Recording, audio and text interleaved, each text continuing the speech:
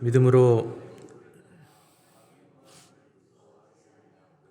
곧 보이지 아니하는 자를 보는 것 같이 하여 참았으며 믿음으로 유월절과 피 뿌리는 예식을 정하였으니 이는 장자를 멸하는 자로 그들을 건드리지 않게 하려 한 것이며. 아멘.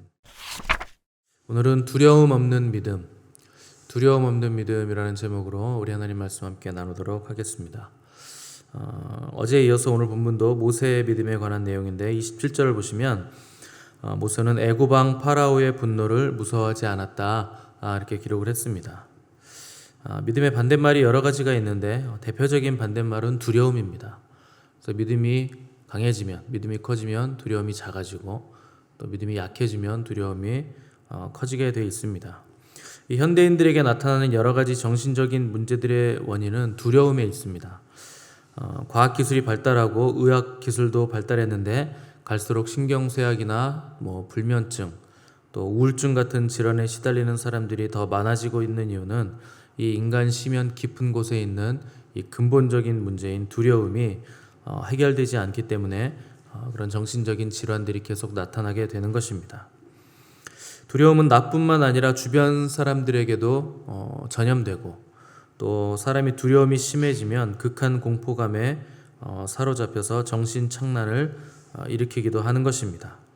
크리스찬들도 이 문제는 별반 다르지 않아서 믿음이 연약한 사람들은 이 믿음과 두려움 사이에서 평생 방황하는 삶을 살기도 하게 되는 것입니다. 사도 요한은 이 문제를 진단하기를 사랑이 없기 때문에 두려움이 생기는 것이라 이렇게 진단을 했습니다. 그래서 요한일서 보시면 사랑 안에 두려움이 없고 온전한 사랑이 두려움을 내어 쫓나니 두려움에는 형벌이 있음이라. 두려워하는 자는 사랑 안에서 온전히 이루지 못하였느니라, 이렇게 기록을 했습니다. 두려움은 그냥 감정으로 끝나는 문제가 아니라 형벌이 있는 아주 심각한 죄라 하는 겁니다. 그래서 여러분, 두려워하는 것은 아주 심각한 죄입니다. 그래서 계시록 보시면 두려워하는 자들과 믿지 아니하는 자들과 흉악한 자들과 살인자들과 음행하는 자들과 점술가들과 우상 숭배자들과 거짓말하는 모든 자들은 불과 유황으로 타는 못에 던져지리니 이것이 둘째 사망이라, 이렇게 기록하고 있습니다. 나머지 모든 죄들은 굉장히 흉악한 죄들, 용서받지 못할 죄들인데 거기 맨 앞에 두려워하는 자들이 맨 먼저 나온다 하는 것은 두려움이 얼마나 심각한 죄이고 얼마나 유황불에 타야 되는 심각한 문제인가 하는 것을 알려주는 겁니다. 도대체 이런 두려움은 왜 생기는가? 하나님을 온전하게 믿지 못하고 사랑하지 못하기 때문에 두려움이 생기는 겁니다. 그럼 하나님을 사랑하지 못하는 이유는 뭔가? 하나님보다 더 사랑하는 것이 있기 때문에 하나님을 사랑하지 못하게 되는 겁니다. 그래서 우리 주님도 나보다 다른 것을 더 사랑하는 자는 내게 합당하지 않다. 부모를 더 사랑하거나 자식을 더 사랑하거나 근본적으로는 자기를 하나님보다 더 사랑하는 자들은 나에게 합당하지 않다, 이렇게 말씀을 하신 겁니다. 그래서 결국 이 두려움의 근본적인 원인은 뭔가? 자기 중심성입니다. 이것이 바로 두려움의 원인입니다. 주님보다 더 사랑하는 어떤 것, 그것이 바로 자기 중심성이고 이 자기 중심성의 문제 때문에 하나님보다 다른 것들을 더 사랑하게 된다 하는 것입니다. 자, 사람들은 기본적으로는요, 자기가 가장 중요하기 때문에 이 자기 중심성이 하나님을 사랑하지 못하게 만드는 근본적인 원인이 되는 것입니다. 자기 중심성이랑 깨어지지 않은 자, 그 자기에서 벗어나지 못했다 하는 뜻이고 하나님보다 자기를 더 사랑하기 때문에 결국 두려움까지 간다 하는 겁니다. 모세는 자아가 깨어지고 부서지기까지 80년의 시간이 걸렸습니다. 그래서 80세가 되기 이전까지 하나님은 모세를 쓰실 수가 없었던 겁니다.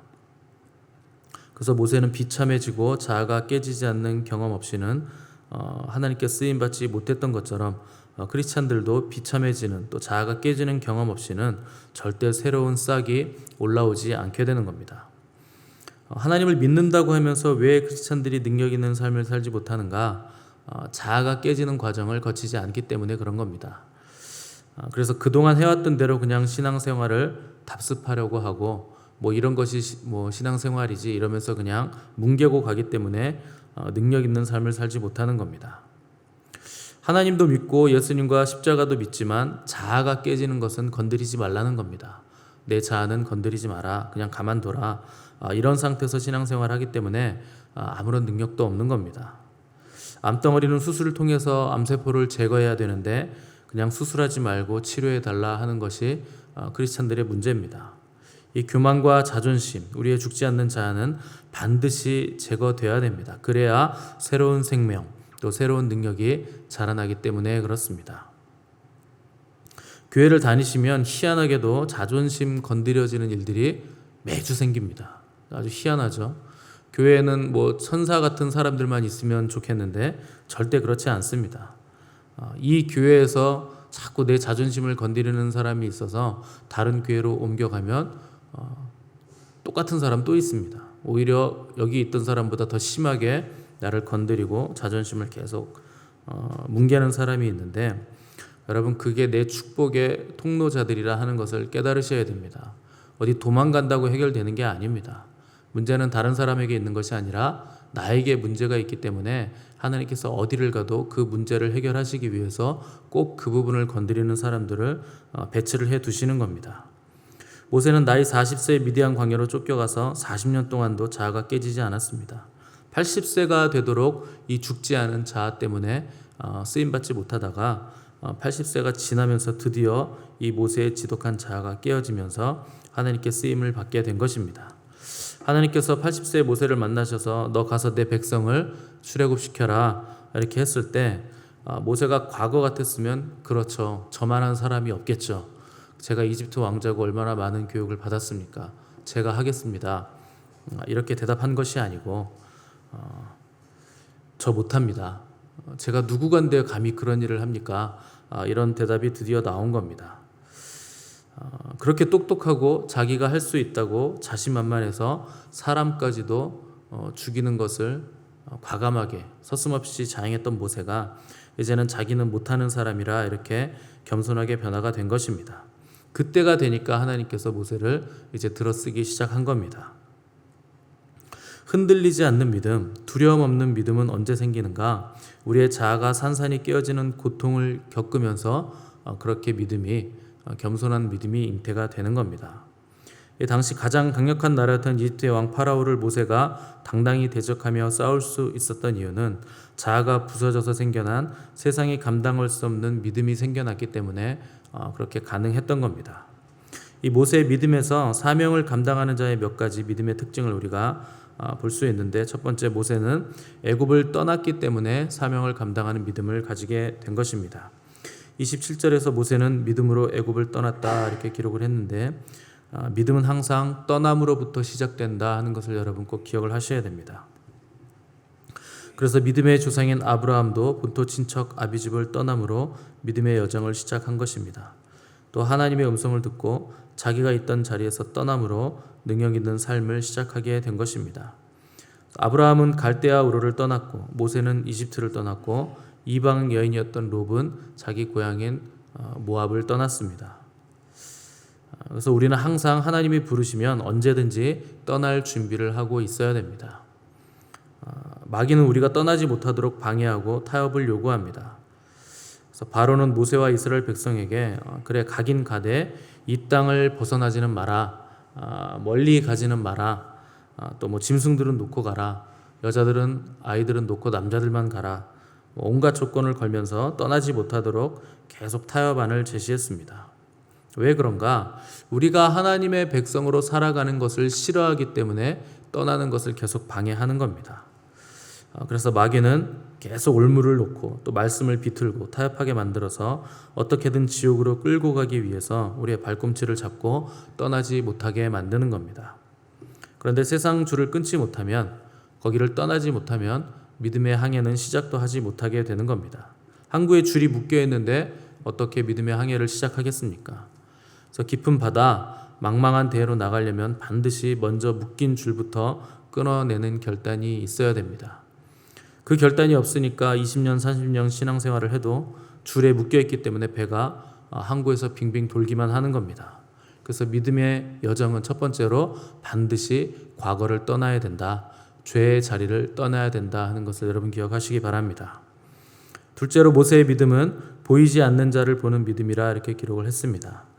그래서 히브리서 11장을 우리가 시작하면서 믿음은 바라는 것들의 실상이요 보이지 않는 것들의 증거라 이렇게 시작을 했는데, 이 구절에 따르면 믿음의 시제는 미래가 아니라 현재라 하는 것을 우리가 알 수 있습니다. 믿음의 시제가 현재라면 믿음의 약속을 받는 것도 현재에 받는 것입니다. 우리는 믿으면 미래에 받게 될 것이라 막연하게 생각하는데 현재에 받는 것입니다. 그래서 바라는 것들의 실상이라 했을 때 그 실상은 지금 받는다 하는 겁니다.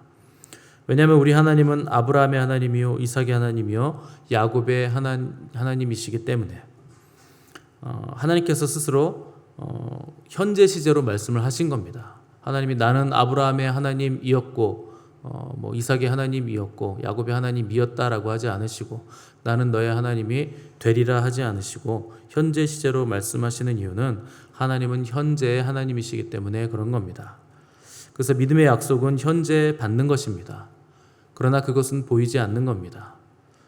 그래서 믿음의 기초는 보이지 않는 것에 있는 것이고 보이지 않지만 그것을 현재 받기 때문에 믿음의 시제는 항상 현재가 되는 것입니다.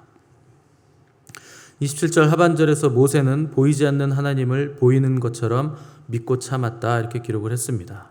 그러니까 현재 보이던 것처럼 모세는 붙잡았고 믿고 참았다 하는 것입니다. 크리스찬들의 삶에 능력이 없는 이유는 보이면 믿고 보이지 않으면 믿지 않기 때문에 능력이 없는 겁니다. 상식적인 선에서 세상은 보여주면 믿겠다, 한번 보여봐라 이렇게 도전을 해오지만 하나님은 네가 믿으면 하나님의 영광을 보리라 이렇게 말씀을 하시는 겁니다. 그럼 도대체 어떻게 보이지 않는 것을 믿을 수 있는가? 우리에게는 말씀이 있기 때문에 믿을 수 있는 겁니다. 말씀이 없으면 하나님이 보이지 않고 들리지도 않고 잡히지도 않는 겁니다. 그래서 하나님이 우리에게 말씀을 주신 것입니다.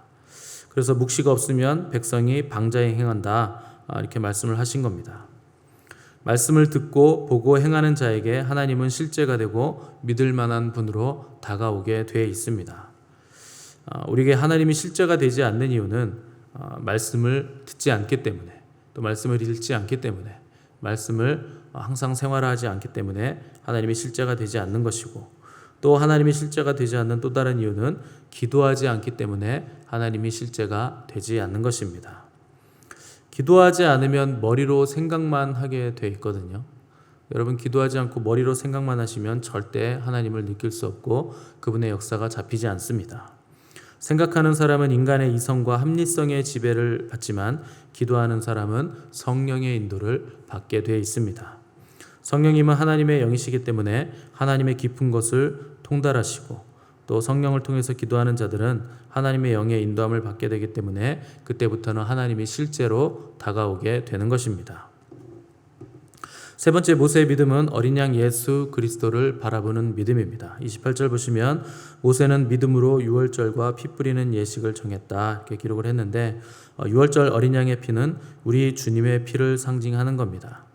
그래서 유월절 어린 양의 피를 뿌리는 그 밤에 피를 바르지 않은 집의 장자들은 모두 죽음을 당했는데, 하나님께서 말씀하시기를 내가 그 피를 볼 때에 너희를 넘어가리라 이렇게 모세에게 말씀하셨기 때문에 피를 보면 재앙이 지나간다는 것은 피 흘림이 있어야 죄가 사해진다 하는 것을 모세는 깨닫게 된 것입니다. 그러므로 예수 그리스도를 믿는 참된 성도들에게는 심판이나 저주가 없고, 유월절 어린 양 예수 그리스도의 보혈의 공로가 우리 영혼에 뿌려졌기 때문에 하나님께서 우리를 넘어가신다 하는 것을 모세는 믿음으로 바라보게 된 것입니다.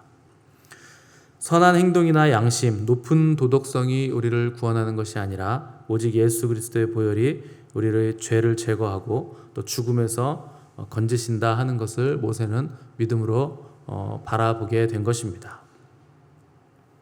모세가 유월절을 제정하면서 예수 그리스도의 십자가 보혈 사건을 완전하게 이해했는지는 알 수 없습니다. 아마 완벽하게 이해는 못했을 것이 분명한데 구약에서는 아직 그림자만 이해가 가능했기 때문에 모세는 정확한 실체를 깨닫지는 못했을 겁니다. 그러나 모세는 천국에 가서 결국 자기가 사역했던 모든 일이 예수 그리스도의 보혈의 공로를 의지해서 했던 사역이라 하는 것을 깨닫게 됐을 겁니다.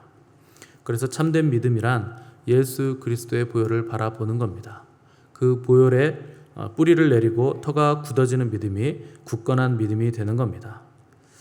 그래서 모세는 십자가 사건을 경험하기도 전인 구약 시대에 보지 못하는 것을 보고 바라지 못할 것을 바라는 믿음을 가지게 된 것입니다.